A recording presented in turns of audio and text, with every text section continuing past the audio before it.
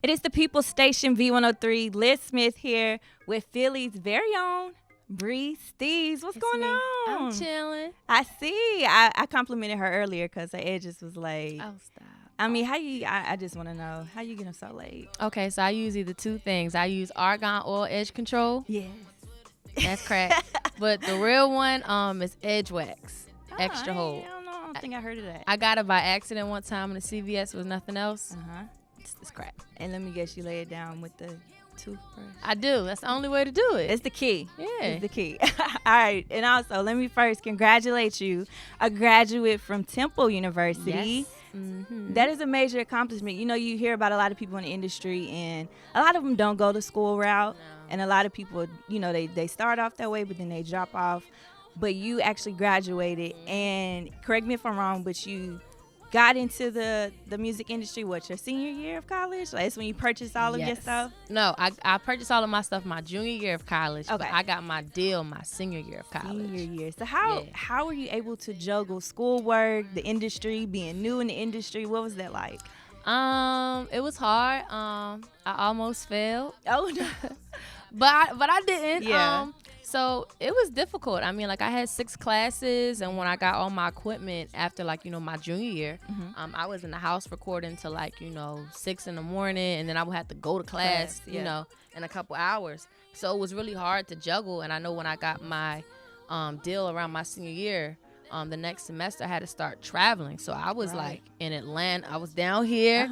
I was up in Mean Street recording while I was like having to do like blackboard assignments. And so I had to take like an hour. Yeah, I had to like take an hour. Like, all right, we're going to start the session, push it back an hour, hold it real quick, and had to finish the assignment. So that's kind of how I was getting through it. Yeah. And so now you're a graduate and you're on this HBCU college tour, which is so dope because I know back when I was in college, I ain't been out that long, but when I was in college, it was very imperative when like Wale or even Wiz Khalifa, Big Sean, they would come to the colleges and perform for us because that's like a lot of the main support system, you know, like the young people. So tell me the importance of this college tour and what it feels like being out of college, but you back there performing for these students. You know what? I think the most important thing that's like hitting home for me throughout this whole process is that I get to talk to other college kids. Yeah. So it's crazy, you know, seeing me in this space and I'm touring, and it's like my life just 1 year ago I was doing the same exact thing as like some of the kids that I'm meeting, and they want to do music and they trying to pursue it. It's like, wow. So it means a lot to be able to talk to them, like, you know what, like, I've done it, you see what I'm doing, you could do the same exact thing, and here's how I did it, to give them that advice. A lot of them ask me about, okay, well, what do you record with, what did you actually do, what was your system, and I can give them those tools. It's kind of cool, like a give back. Very relatable. Yeah, it's really cool. That's really dope. And 2018 has been a very dope year for you. Yes, it has. And just recently, I know you got a really big buzz, the all-female 2018 BET Hip Hop Cypher. Yes. I gotta say, I know a lot of people tune into the BET Hip Hop Awards specifically for the cyphers. I'm gonna just be honest. And you know, Black Twitter was going off. So when the women came in that thing, y'all really shut it down. So A little bit. did you know that Erykah Badu was gonna be spinning for you guys? Like, how did you prep for that? No, so they didn't tell us that she was gonna be there. That's crazy. So we all just kind of show up. Me, Chica, Nilam, Sheree J. Everybody meets each other. It's really super nice. Like, I don't know where all this, like, you know, competition in the air since we women, like that. It wasn't like that. Yeah. So everybody came there, was super nice, and you know, we mind our business. Erykah Badu just, you know, walking, hey guys, what's up? What? You know, I'm blessed. And I'm just like, what? Like, ain't nobody tell us. Okay, just gotta keep it cool, act like, you know, it's not Erykah Badu, but you know, that's kind of how everything came together, though. That's dope. It's so, like, did you, like, before, did you already mentally know, okay, I'm finna say this, I'm finna say that, or? Not as much. Like, I mean, they told us what track we was gonna go to, like a day or two before. But when we got there, we didn't know like how we was gonna like set it up, what's the order gonna be like, how long we gonna go for. Like you kind of had to figure it out. Okay.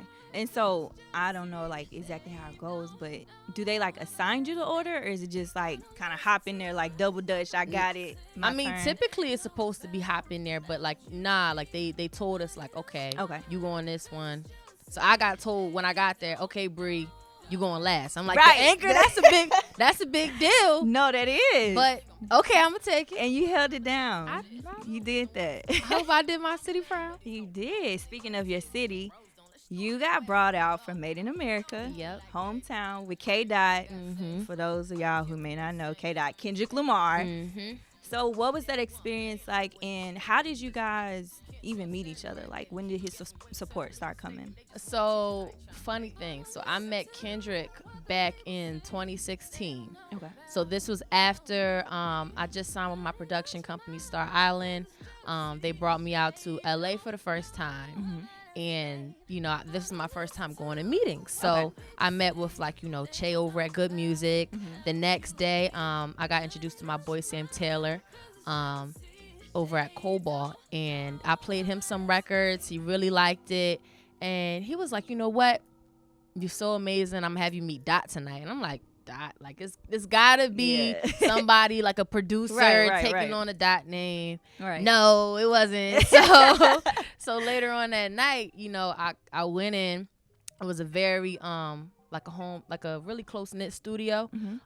It was like him and 4 other people. I was trying not to freak out because this is one of the people that like I look up to, and I've studied him, his performances. So I played him like 2 of my records. He really loved it, and he was like, "Man, like you gotta come to TDE." And it was just crazy. But since then, he's just been following my career. He's been super helpful, and you know, we just garnered the relationship since then. So like 2 years later, you know, he got a Made in America performance. And he's like, oh yeah, you know, we gonna bring Bree out. So it's like, and he don't do that. Like he don't really, you know, he stays in his own little huddle with his own team, which I respect a lot. So to even get that cosign from him, it's like, okay, no big deal. Yeah, no big deal. That's really, really dope.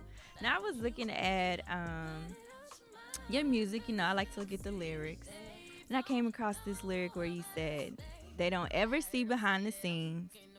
Thought I'd of my way to the top, called networking and doing something. And I was like, I really like that lyric though, because you know, in this industry and in a lot of industries, women, if you make it, it's like, oh, you know, what you do to get there. Or they don't give you the credit for hustling just like men, right? Networking just like men, right? And your talent standing out. So I was like, I really feel that, you know, that lyric, and I was just like, you know, speak to the people on the importance of, you know, networking and branding, and like where, like what pushed you to, you know, just put that lyric out there like that.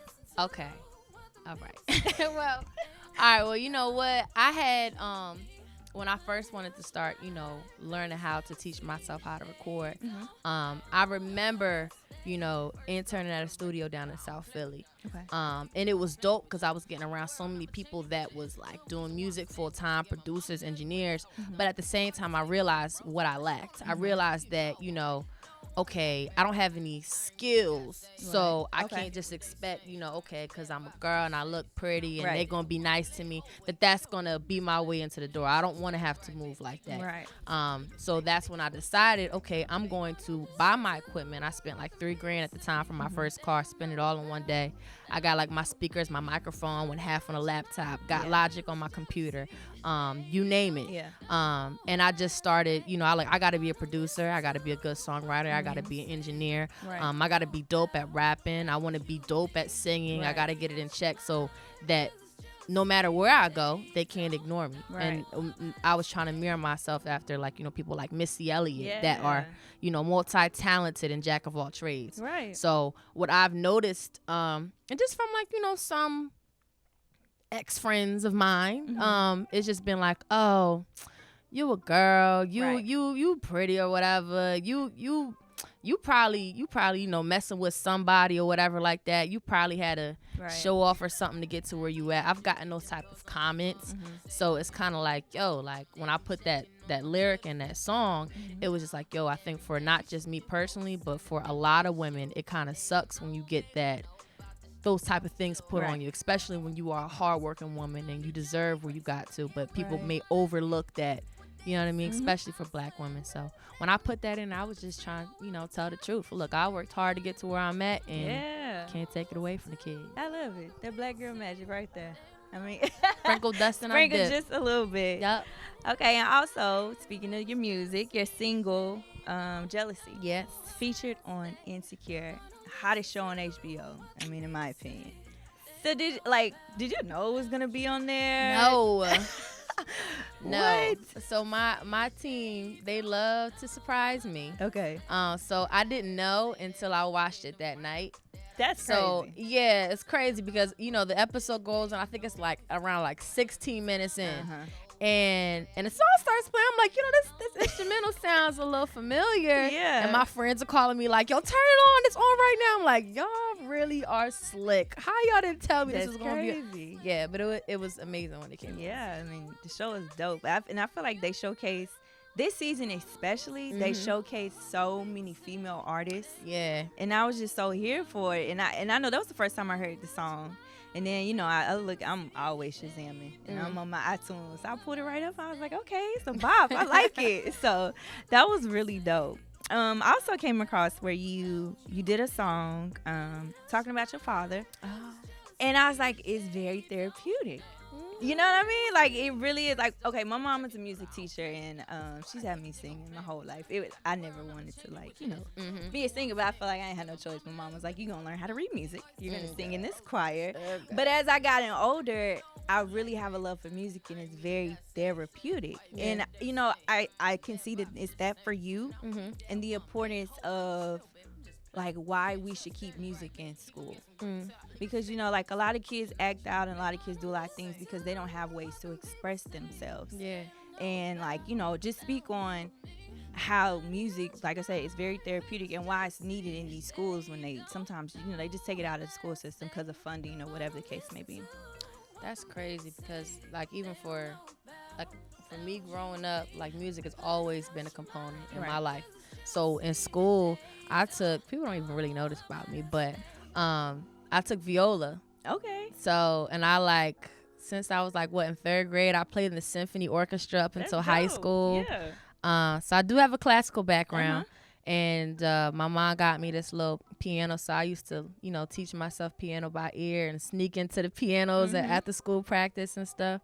But I think it's super important because you need that start, that base in order to, kind of grow. I think everybody gets a little accordion in third grade or something. Yeah, they do actually. Yeah, your music class. Yeah, and they let you choose. Yeah. I mean, I think it's important if a kid wants to, express themselves, drums or whatever. If it's art class, it doesn't matter. I think a lot of things, not a lot of things, but I think it's really important as a kid to get that push. Whenever you see a kid has a talent or an affinity for something, you need to kind of encourage it or it can be stifled. Right. So luckily I had a mom that kind of recognized, you know what, my kid's kind of artistic. She likes art. She likes to do music. Yeah. I'm going to just push her to do that. So if that's taken away from kids, that's kind of sad. So it is. I hope they, Girl. Hopefully I can start a little foundation someday. You know what I'm saying? Keep arts in school, people. Keep it in school. So what I did was I reached out to a few people, some of your fans, gathered a few questions. Fans. Yes, girl, you do.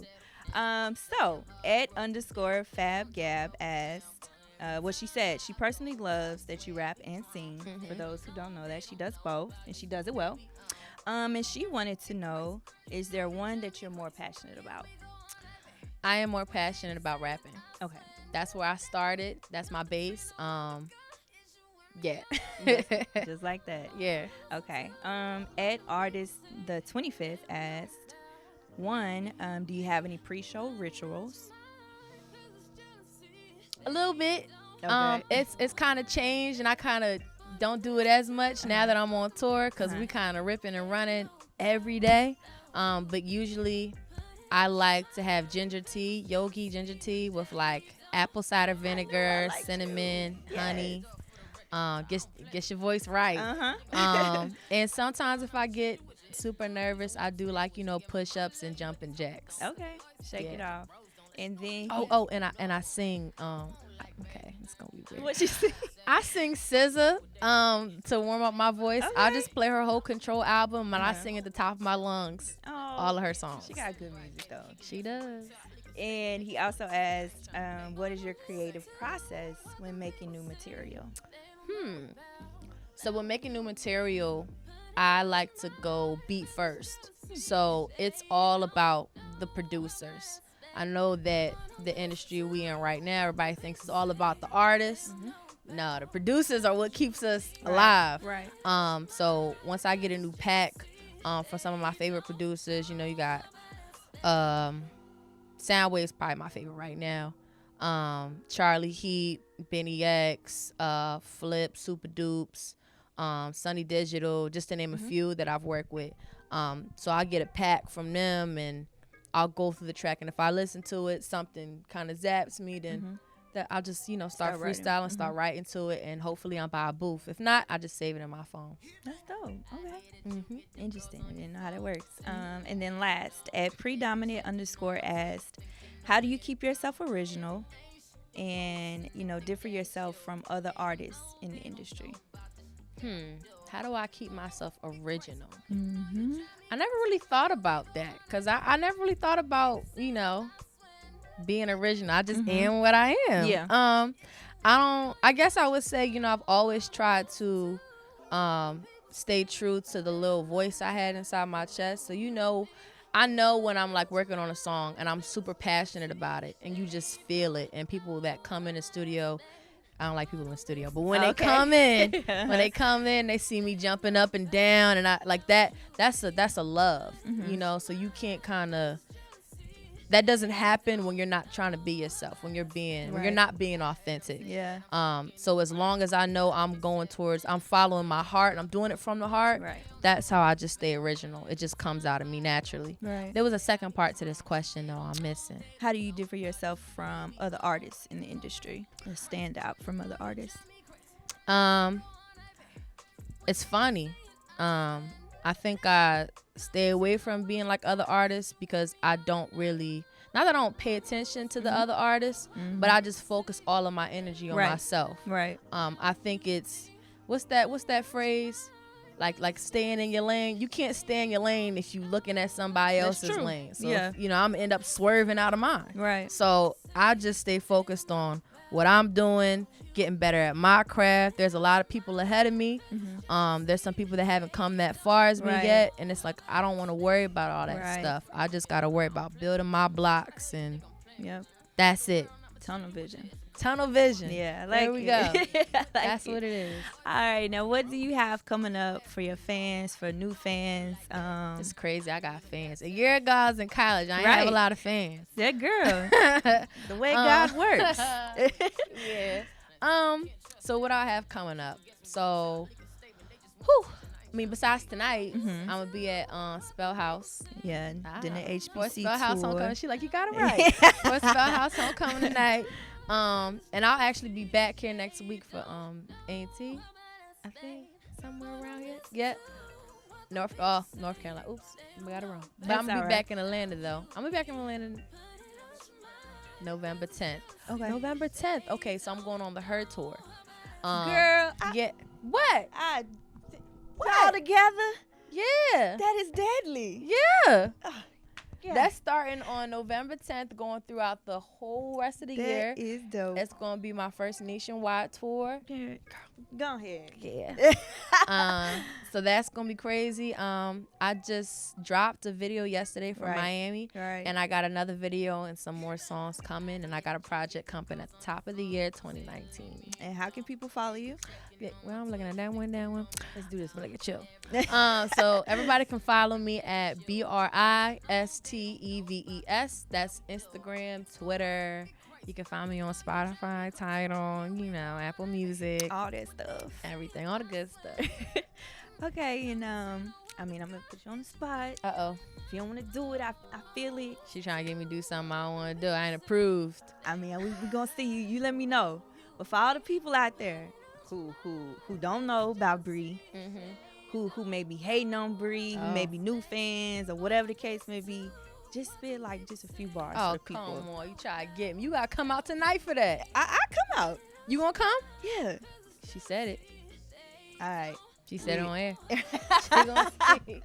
gonna see what I do. Thank you, love. It was a pleasure. No problem. Everybody, V103 with Bree Steves.